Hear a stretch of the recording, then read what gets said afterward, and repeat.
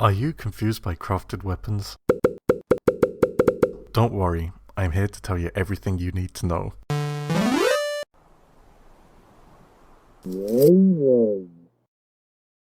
Hey everyone, Bear Brownies here. Hope you're all doing great. Today we'll be talking about what makes an exceptional weapon. There are 5 levels of rarity you need to be aware of, which are common, uncommon, rare, epic, and legendary. This trait affects the base stats, durability, and number of additional stats. The rarer the weapon, the higher your base stats are, including durability. Regarding additional stats, this appears in yellow writing adjacent to the stat it is buffing and can only be seen on crafted weapons. This means items which are given as a drop from the end of a match will never provide additional stats, except for those unreconditionable items which have item attributes, but those are totally worthless to use anyway. I highly recommend only using weapons crafted with rare or epic schematics, as the chances of crafting an epic or higher is greater, with the epic schematic only being able to craft epic or legendary items. The base stats of weapons crafted with a higher tier schematic is also much higher, even when sharing the same rarity between those crafted with uncommon, rare, and epic schematics. What you may have not realized is, the rarity of an item determines how many additional stats it may provide. For example, uncommon provides 1 additional stat buff, rare provides 2, epic 3, and legendary 4. These additional stats can only be given on the damage and penetration style that is already present on the weapon, with the inclusion of strength, agility, and critical value. Therefore, a weapon like the Maul, you cannot roll stats such as piercing and slashing, as it has only blunt style attacks. As the Maul only deals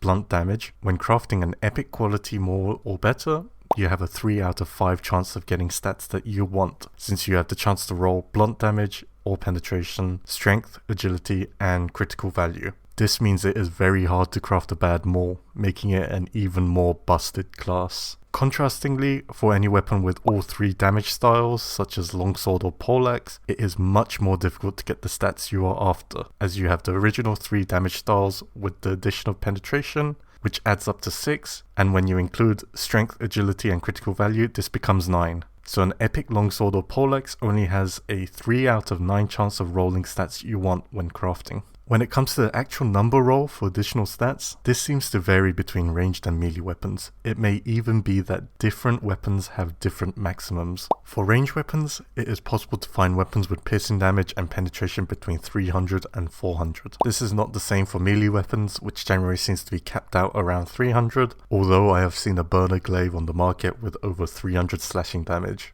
As for strength and agility, it is rare to see anything above 15. I am not sure what the maximum for critical value is, but I have seen this value go up to 40. Since each point of agility or strength is equivalent to 6 points of damage in their respective damage style, 300 damage is equivalent to 50 points in strength or agility, whereas 15 strength or agility is only equivalent to 90 additional points of damage. You don't need to worry about penetration much as long as it is above 1700. This will help you when fighting heavy armor users, and I see there being little benefit to going over this number compared to having increased damage stats. It is recommended that you focus on crafting or buying an item with the highest damage stat for your class's most common ability styles, as the abilities are what helps you deal the most damage. For melee weapons, I recommend damage stats of 200 or greater and 300 or greater for ranged weapons. I don't think points in agility and strength are a must, but getting them in addition to the damage stat you want is always great. And as always, try to aim to procure a weapon of epic or legendary quality, but do not be too bummed out if you can't craft a legendary weapon, as your epic weapon may actually be better depending on what kind of number and stats you roll. Hopefully you found this video helpful. If you have any questions, make sure to write in the comments below and I'll be happy to answer them. If you would like to see more content like this, make sure to subscribe and like the video, as it really helps my channel grow. I also stream regularly in the evenings, so make sure to drop by and say hello. As always, I hope you have a lovely day.